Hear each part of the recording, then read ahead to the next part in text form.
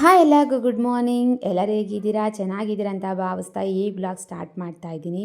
ಇದು ಬೆಳಗ್ಗೆ 5:30 ಆಗಿದೆ. ಎದ್ದಿದ ತಕ್ಷಣ ನಿಮಗೆ ಗೊತ್ತಿರಂಗೆ ಇನ್ನೇನು ಅಡುಗೆ ಮನೆ ಕೆಲಸನೇ ಇರುತ್ತೆ ಯಾವಾಗಲೂ. ಸರಿ, ಬೆಳಗ್ಗೆ ಎದ್ಬಿಟ್ಟು ಒಂದು ಸ್ವಲ್ಪ ನನ್ನ ಕೆಲಸ ಎಲ್ಲ ಮುಗಿಸ್ಕೊಂಡೆ. ಯಾವಾಗಲೂ ಬೆಳಗ್ಗೆ ಎದ್ದಿದ ತಕ್ಷಣ ನಾನು ಬಲಗಡೆ ಎದ್ದು ಕರಗೆ ವಸತಿ ಲಕ್ಷ್ಮಿ, ಕರಮದ್ರೆ ಸರಸ್ವತಿ, ಕರಮೂಲೆ ಸ್ಥಿತೆ ಗೌರಿ, ಪ್ರಭಾತೆ ಕರ ದರ್ಶನಂ ಅಂತ ಹೇಳ್ಬಿಟ್ಟು ನಾನು ಯಾವಾಗಲೂ ಇದನ್ನು ಮಾತ್ರ ಬೆಳಗ್ಗೆ ಎದ್ದ ತಕ್ಷಣ ನೀವು ರೂಢಿ ಮಾಡ್ಕೊಳ್ಳಿ.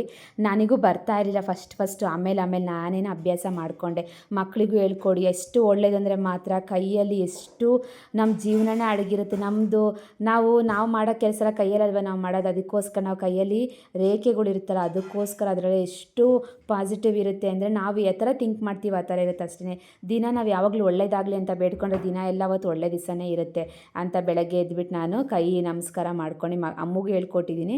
ನನ್ನ ಮಗ ಒಂಚೂರು ಅವನಿಗೂ ಸ್ವಲ್ಪ ಬರೋದಿಲ್ಲ, ಕಲ್ತ್ಕೊಂತಾನೆ, ಅವನಿಗೂ ಹೇಳ್ಕೊಡ್ತಾ ಇದ್ದೀನಿ. ದಿನ ಬೆಳಗ್ಗೆ ಎದ್ಬಿಟ್ಟು ನಾನು ಅದೇ ಮಾಡಿಬಿಟ್ಟು ಬೆಳಗ್ಗೆ ಎದ್ದ ತಕ್ಷಣ ನಾನು ಥ್ಯಾಂಕ್ ಯು ಯೂನಿವರ್ಸ್ ಅಂತ ಹೇಳ್ತೀನಿ. ದೇವರಿಗೆ ಯಾವಾಗಲೂ ಕೃತಜ್ಞತೆ ಹೇಳಲೇಬೇಕು. ನಾವು ನಮ್ಮ ಸೃಷ್ಟಿ ಮಾಡಿರೋ ದೇವರಲ್ವ, ದೇವರಿಗೋಸ್ಕರ ನಾವು ಒಂದು ಕೃತಜ್ಞತೆ ಹೇಳ್ಬಿಟ್ಟು ಆ ದಿನ ನಾವು ಸ್ಟಾರ್ಟ್ ಮಾಡೋಣ. ಸರಿ, ಇನ್ನು ಎದ್ದು ಬಂದುಬಿಟ್ಟು ತಕ್ಷಣ ಇದು ಚಪಾತಿ ಹಿಟ್ಟು ಕಲಿಸ್ತಾ ಇದ್ದೀನಿ. ಚಪಾತಿ ಮಾಡಿಬಿಟ್ಟು ನಾನು ಏನೋ ಅಂದ್ಕೊಂಡೆ, ಅದು ಏನೇನೋ ಆಗೋಯ್ತಿದ್ದು ಇವತ್ತಿನ ದಿನ. ನೀವೇ ಫುಲ್ ವೀಡಿಯೋ ನೋಡಿ ಸ್ಕಿಪ್ ಮಾಡ್ದಲೆ ಮಾತ್ರ ಅಯ್ಯೋ ಎಷ್ಟು ಪಟ ಮಾಡಿದೆ ಅಂದರೆ ನನಗಂತೂ ಈ ಕಡೆ ಅವನಿಗೆ ಓದಿಸ್ಲಾ, ಈ ಕಡೆ ಕೆಲಸ ಮಾಡ್ಕೊಂಡ್ಲಾ. ಬೆಳಗ್ಗೆ ಎದ್ದ ತಕ್ಷಣ ನನ್ನ ಮೈಂಡು ಫ್ರೆಶ್ಶಾಗೇ ಇತ್ತು, ಕಾಮಾಗೆ. ಅವನು ಯಾವಾಗ ಟೆಸ್ಟಲ್ಲಿ ಅವನು ಓದ್ಕೊಂಡ್ಲಿಲ್ಲ ನೋಡಿ, ಅವನು ನಂಗೆ ತಲೆ ತಿಂದ್ಬಿಟ್ಟು ಕ್ವಶನ್ ಆನ್ಸರ್ ಹೇಳ್ತಾ ಇರಲಿಲ್ವಾ, ಆ ಸಿಟ್ಟಿಗೆ ಫುಲ್ಲು ಬೇಜಾರಾಗೋಯ್ತು. ರಾತ್ರಿ ಎಲ್ಲ ಹೇಳ್ಕೊಟ್ಟಿದ್ದೀನಿ, ಬೆಳಗ್ಗೆ ಓದಲಿಲ್ವಲ್ಲ ಅಂತ ಬೇಜಾರಾಗೋಯ್ತು. ನನ್ನ ಮಗನ ನನಗೆ ದಿನ ಎಲ್ಲ ಮೂಡೆಲ್ಲ ಹಾಳು ಮಾಡಾಕ್ಬಿಟ್ಟ ಅಂತ ಬೇಜಾರಾಗೋಗಲಿಲ್ಲ ನನಗೆ. ಸರಿ, ಬರ್ದಷ್ಟು ಬರೀಲಿ, ಓದಷ್ಟು ಓದಲಿ. ನನಗಂತೂ ಹೇಳ್ಕೊಟ್ಟು ನನಗೆ ಅಪ್ಪು ಓದು ಅಂತ ಕಿರ್ಚಿ ಅಪ್ಪ ಇದೇ ಇರುತ್ತೆ. ಯಾರ್ಯಾರ ಮನೇಲಿ ಈ ಥರ ಇರುತ್ತೆ ಕಮೆಂಟ್ ಬಾಕ್ಸಲ್ಲಿ ಹೇಳಿ. ಈ ಮಕ್ಕಳಿಗೆ ಓದು ಅಂತ ಹೇಳಿ ನಮ್ಮದು ಇದೇ ಸೌದೋಗ್ಬಿಡುತ್ತಾ ಏನೋ ಗೊತ್ತಿಲ್ಲ. ಸರಿ, ಇವಾಗ ನಾನು ಇದು ನೀರೆಲ್ಲ ಕಾಯಿಸ್ಬಿಟ್ಟು ಪ್ಲಾಸ್ಕಿಗೆಲ್ಲ ಹಾಕಿ ಎತ್ತಿಟ್ಕೊಂಡೆ. ಚಪಾತಿ ಹಿಟ್ಟನ್ನ ಕಲಸಿಟ್ಟೆ. ನಾನು ಝೆಪ್ಟೋಯಿಂದನೇ ತರಕಾರಿ ತರಿಸೋಣ ಬಿಡು ಅಂದ್ಬಿಟ್ಟು ಅಂದ್ಕೊಂಡೆ. ಫಸ್ಟ್ ನಾನು ಮುಗಿಸ್ಕೊಂಬಿಡೋಣ. ಬೆಳಗ್ಗೆ ಎದ್ದ ತಕ್ಷಣ ನಾನು ಯಾವಾಗಲೂ ಅಷ್ಟೇ ಸೂರ್ಯ ಹುಟ್ಟೋಕ್ಕಿಂತ ಮುಂಚೆನೇ ನಾನು ಇದು ಒಂದು ಬುಕ್ ಇಟ್ಕೊಂಡಿದ್ದೀನಿ, ಡೈರಿ ಮಾಡ್ಕೊಂಡಿದ್ದೀನಿ. ನಿಮ್ಗೇನು ಅನಿಸುತ್ತೆ ಅದನ್ನು ನೀವು ಒಂದು ಬುಕ್ಕಲ್ಲಿ ಬರ್ಕೊಂಡು ಹೋಗಬೇಕು. ನಿಮಗೇನು ಒಳ್ಳೇದು ಮಾತ್ರ ಬರೀಬೇಕು, ಪಾಸಿಟಿವ್ ಮಾತ್ರ ಬರೀರಿ, ನೆಗೆಟಿವ್ ಆಗಿ ಬರೆಯೋಕ್ಕೆ ಹೋಗಬೇಡಿ. ನಿಮ್ಗೇನು ಇಷ್ಟ, ಇವತ್ತಿನ ದಿನ ನಾನು ಆರೋಗ್ಯ ಇದ್ದೀನಿ, ಎಲ್ಲದಕ್ಕೂ ಬರೀಬೇಕಾದ್ರೆ ಯಾವಾಗೂ ಥ್ಯಾಂಕ್ ಯು ಯೂನಿವರ್ಸ್ ಅಂತಲೇ ಸೇರಿಸ್ಕೊಂಡು ಬರೀರಿ. ನಾನು ಫಸ್ಟ್ ಯಾವಾಗಲೂ ಬರೀಬೇಕಾದ್ರೆ ನಾನು ಡೇಟ್ ಹಾಕಿ ಅವತ್ತಿನ ದಿನ.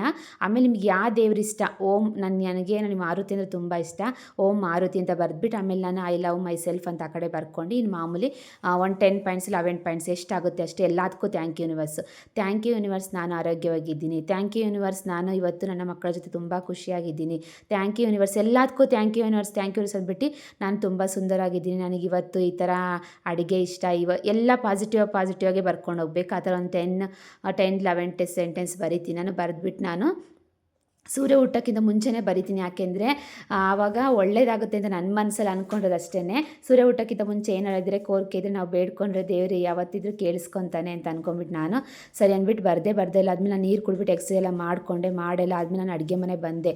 ಕರೆಕ್ಟಾಗಿ 7 ಗಂಟೆಗೆ ಬಂದೆ. ನಾನು ಬಂದ ತಕ್ಷಣ ಅಪ್ಪುಗೆ ಎದುರಿಸ್ದೆ. ಅವನಿಗೆಲ್ಲ ಕ್ವಶನ್ ಆನ್ಸರ್ ಎಲ್ಲ ಬರ್ಕೊಟ್ಟಿದ್ದೆ. ಅವ್ನು ಬರೀತಾ ಇದ್ದ. ಸರಿ, ಅವನಿಗೆ ಬರೀ ಅಂತ ಹೇಳ್ತಾನೆ ಇದ್ದೀನಿ, ಹೇಳ್ಕೊಂಬರಿ ಅಂತ ಇದ್ದೀನಿ. ಹ್ಞೂ ಅಂತಿರ್ತಾನೆ, ತಿನ್ನಿಸ್ಕೊತಾನೆ. ಒದೆ ತಿನ್ಸ್ಕೊಂಡು ನನಗೆ ಬೇಜಾರಾಗ್ಬಿಟ್ರೆ ಹೊಡೆದು ಬೇಜಾರಾಗೋಗ್ಬಿಡುತ್ತೆ. ಈ ಗಂಡು ಮಕ್ಕಳೇ ಅಷ್ಟಪ್ಪ ಅಂತ ಅನಿಸ್ಬಿಡುತ್ತೆ ನನಗೆ. ಸರಿ, ಅವನಿಗೆ ಈ ಕಡೆಗೆ ನಾನು ಸ್ನಾನ ಎಲ್ಲ ಮಾಡಿಸ್ಬಿಟ್ಟು ಅವ್ರು ರೆಡಿ ಆಗ್ತಾ ಇರೋಪ್ಪು. ನಾನು ಅಷ್ಟೊತ್ತಿಗೆ ಈ ಕಡೆ ಗೊಜ್ಜು ಮಾಡ್ತೀನಿ ಅಂದೆ. ಅವಾಗಲೇ 11:20 7:20 ಆಗೋಯ್ತು. ಇನ್ನು 20 ನಿಮಿಷ 3/4 ಗಂಟೆ ಅಷ್ಟೊತ್ತಿಗೆ ಸ್ನ್ಯಾಕ್ಸಿಗೆಲ್ಲ ಹಾಕಬೇಕು.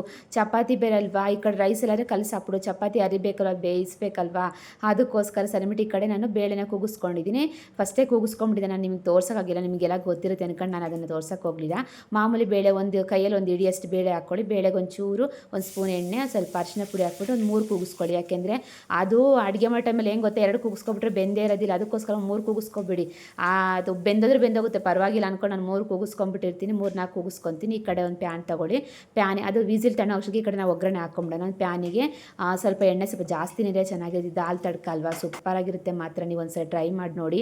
ಚಪಾತಿಗೆ, ರೈಸಿಗೆ ಎಲ್ಲದಕ್ಕೂ ಚೆನ್ನಾಗಿರುತ್ತೆ. ಈ ಕಡೆ ರೈಸ್ ಮಾಡ್ಕೊಂಡು ಈ ಥರ ದಾಲ್ ತಡ್ಕ ಮಾಡ್ಕೊಂಡು ಉಪ್ಪಿನಕಾಯಿ ಒಂಚೂರು ಹಪ್ಪಳ ಇದ್ದರೆ ಮಾತ್ರ ಚೆನ್ನಾಗಿರುತ್ತೆ. ಸರಿ ಅಂದ್ಬಿಟ್ಟು ಎಣ್ಣೆ ಹಾಕ್ಕೊಂಡು ಎಣ್ಣೆಗೆ ಜೀರಿಗೆ ಮತ್ತು ಒಣಮೆಣ್ಸಿಕಾಯಿ, ಈರುಳ್ಳಿ, ಸ್ವಲ್ಪ ಕರಿಮೆ ಸೊಪ್ಪು, ಒಂಚೂರು ಬೆಳ್ಳುಳ್ಳಿನ ಸಣ್ಣಗೆ ಚಾಪ್ ಮಾಡ್ಕೊಳ್ಳಿ, ಚಿಕ್ಕ ಚಿಕ್ಕದಾಗಿ ಕಟ್ ಮಾಡ್ಕೊಂಡು ಹಾಕ್ಕೊಳ್ಳಿ. ಆಮೇಲೆ ಟೊಮೊಟೊ, ಅರಿಶಿನ ಪುಡಿ, ಉಪ್ಪು ಹಾಕ್ಬಿಟ್ಟು ಚೆನ್ನಾಗಿ ಬೇಯಿಸ್ಕೊಂಡಾದ್ಮೇಲೆ ಮಾಮೂಲಿ ದಾಲ್ನ ಬೇಯಿಸ್ಕೊಂಡಿರ್ತೀವಿ ಅದನ್ನು ಹಾಕ್ಕೊಳ್ಳೋದು. ಸಾಂಬಾರು ಪುಡಿ, ಖಾರದ ಪುಡಿ ಇಷ್ಟನ್ನು. ಎಷ್ಟು ಸಿಂಪಲ್ಲಾಗಿರುತ್ತೆ ಅಂದರೆ ಮಾತ್ರ ಟೇಸ್ಟ್ ಮಾತ್ರ ಎಕ್ಸ್ಟ್ರಾನೇ ಇರುತ್ತೆ. ನಾನು ಇದನ್ನು ಸೆಕೆಂಡ್ ಟೈಮ್ ಮಾಡ್ತಾಯಿದ್ದೀನಿ, ಫಸ್ಟ್ ಟೈಮ್ ಮಾಡಿದ್ದೆ ಆವಾಗಲೂ ಅಷ್ಟೇ ಸೂಪರಾಗಿತ್ತು. ಮಾತ್ರ ಅದಕ್ಕೆ ಇನ್ನೊಂದ್ಸರಿ ಇದನ್ನು ಬೇಳೆ ಸಾರು ಮಾಡಿದ್ರೆ ಯಾರೂ ತಿನ್ನೋದಿಲ್ಲ, ಈ ಥರ ಮಾಡಿದ್ರೆ ಮಾತ್ರ ಎಲ್ಲರಿಗೂ ಇಷ್ಟ ಆಗುತ್ತೆ.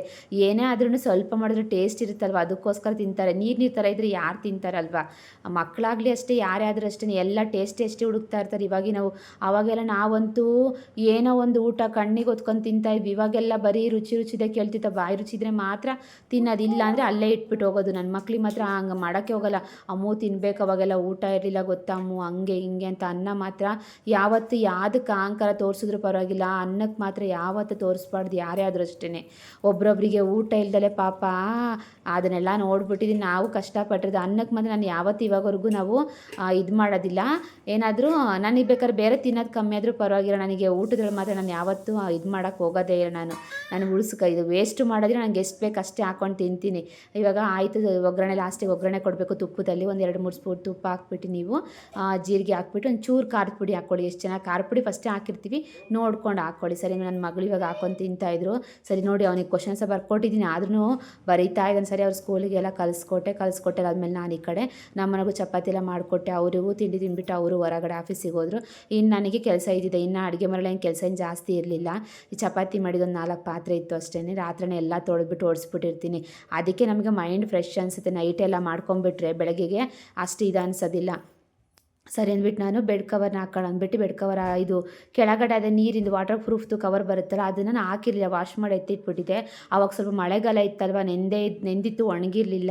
ಅದಕ್ಕೆ ನಾನು ಸರಿ ಅಂತಾರೆ ಒಣಗಿದ್ಮೇಲೆ ಹಂಗೆ ಎತ್ತಿಟ್ಟಿದ್ದೆ. ಇದನ್ನು ಹಾಕೋಕ್ಕೆ ಒಂದು ಸ್ವಲ್ಪ ಟೈಮ್ ಬೇಕಲ್ವ, ಅದಕ್ಕೋಸ್ಕರ ಇನ್ನು ಬೆಡ್ ಕವರಲ್ಲಿ ಹಾಕ್ಬಿಟ್ಟಿದ್ದೀನಿ. ಯಾರು ತೆಗೆದು ಮತ್ತೆ ಹಾಕೊಳ್ಳೋದ್ಬಿಟ್ಟು ಹಾಕೋಕ್ಕೆ ಹೋಗಿರಲಿಲ್ಲ. ಸರಿ, ಹಂಗೆ ಎತ್ತಿಕ್ಕಿದ್ದೆ, ಇವಾಗ ಹಾಕ್ತಾಯಿದ್ದೀನಿ. ಇದು ನೀವು ಒಳ್ಳೇದು ಮಾತ್ರ. ಮಕ್ಳು ಅಕಸ್ಮಾತ್ ಮಿಸ್ಸಾಗಿ ನಾವೇ ಅಷ್ಟೇ ದೊಡ್ಡಲ್ಲಿ ನೀರು ಚೆಲ್ಬಿಟ್ರೆ ಸುಮ್ಮನೆ ಬೆಡ್ಡೆಲ್ಲ ಹಾಳಾಗೋಗುತ್ತೆ. ಅದಕ್ಕೋಸ್ಕರ ನೀರಿಂದ ಆದರೆ ಒಳಗಡೆ ಹತ್ತಿ ವೇಸ್ಟ್ ಆಗುತ್ತೆ. ಹತ್ತಿ ಆದರೆ ವಾಸನೆ ಬರುತ್ತೆ. ಸುಮ್ಮನೆ ಯಾಕೆ ಎರಡೆರಡು ಕೆಲಸ. ಈ ಥರದ್ದು ಒಂದು 600 ರೂಪಾಯಿ 700 ರೂಪಾಯಿ ಇರುತ್ತೆ. ಇವಾಗೆಲ್ಲ ಜಾಸ್ತಿ ಆಗಿದೆ ಅನ್ಕೊತೀನಿ. ಅವಾಗೆಲ್ಲ ಕಮ್ಮಿ ಇತ್ತು, ಕಮ್ಮಿ ಅಂದರೆ ನನಗೆ ಗೊತ್ತಿಲ್ಲ, ತುಂಬ ವರ್ಷನೇ ಆಗಿದೆ ಆರ್ಡ್ರ್ ಮಾಡ್ಕೊಂಡು. ಸರಿ, ಇವಾಗೆಲ್ಲ ಬೆಡ್ ಕವರ್ ಚೇಂಜ್ ಮಾಡಿ ಇನ್ನೇ ವಾಷಿಂಗೆಲ್ಲ ಹಾಕ್ಬೇಕು. ಇದನ್ನೆಲ್ಲ ಕ್ಲೀನಾಗಿ ನಾನು ಸೋಪಿನ ಪುಡಿ ಫಸ್ಟ್ ಹಾಕ್ಬಿಡ್ತೀನಿ, ಆಮೇಲೆ ವಾಷಿಂಗ್ ಹಾಕ್ತೀನಿ. ಯಾಕೆಂದರೆ ಅದು ಫುಲ್ಲು ತುಂಬ ಗಲೀಜಾಗಿರುತ್ತೆ. ಏನೇ ಎಣ್ಣೆದಾಗಲಿ ಧೂಳಾಗಲಿ ಸುಮ್ಮನೆ ಹಂಗೆ ಹಾಕ್ಬಿಟ್ರೆ ಅದು ಕ್ಲೀನಾಗಿ ವಾಶ್ ಆಗೋಲ್ಲ. ಅದಕ್ಕೋಸ್ಕರ ಸೋಪಿನ ಪುಡಿ ಚೆನ್ನಾಗಿ ನೆನೆಹಾಕ್ಬಿಡ್ತೀನಿ. ನಾನು ಆಮೇಲೆ ವಾಷಿಂಗ್ ಹಾಕ್ತೀನಿ. ಸರಿ, ಇವಾಗ ಮನೆಯೆಲ್ಲ ಕ್ಲೀನಾಗಿ ಓಡಿಸ್ಕೊಂಡು ನಾನು ಸ್ನಾನ ಎಲ್ಲ ಮಾಡ್ಕೊಬಂದೆ. ಬಟ್ಟೆಲ್ಲ ವಾಷಿಂಗ್ ಹಾಕಿದ್ನಲ್ಲ, ಅದು ವಾಷಿಂಗೆಲ್ಲ ಆಗೋಷ್ಟೊತ್ತಿಗೆ ಸ್ನಾನ ಎಲ್ಲ ಮಾಡ್ಕೊಂಬಂದೆ. ಅಷ್ಟೊತ್ತಿಗೆ ಇವಾಗ ಸರಿ ಅಂತ ಎಲ್ಲ ಒಣಗಾಕೊತಾ ಇದ್ದೀನಿ. ಕ್ಲೀನಾಗಿ ಕೊಡು ಒಣಗಾಕ್ತಿದ್ದೀನಿ. ಮಳೆ ಸ್ಟಾರ್ಟ್ ಆಯಿತು, ಇನ್ನು ಮಧ್ಯಾಹ್ನಕ್ಕೆ ಏನಾರ ಮಾಡ್ಕೊಂಡ್ರೆ ಆಗುತ್ತೆ ಅಂದ್ಕೊಂಡು ಇವಾಗ ಒಣಗಾಕೊತಾ ಇದ್ದೀನಿ ಎಲ್ಲ. ಅದನ್ನು ಇವತ್ತಿನ ವೀಡಿಯೋ ಇಷ್ಟ ಆಯಿತು ಅಂದ್ಕೊಂಡಿದ್ದೀನಿ. ಸ್ವಲ್ಪನಾದರೂ ಇಷ್ಟ ಆದರೆ ಲೈಕ್ ಮಾಡಿ, ಶೇರ್ ಮಾಡಿ. ಯಾರು ನನ್ನ ವೀಡಿಯೋನ ಸಬ್ಸ್ಕ್ರೈಬ್ ಮಾಡ್ಕೊಂಡಿಲ್ಲ ಪ್ಲೀಸ್ ಸಬ್ಸ್ಕ್ರೈಬ್ ಮಾಡ್ಕೊಳ್ಳಿ ಅಂತ ಹೇಳ್ತಾ ನೆಕ್ಸ್ಟ್ ವೀಡಿಯೋದಲ್ಲಿ ಸಿಗ್ತೀನಿ. Thank you, bye.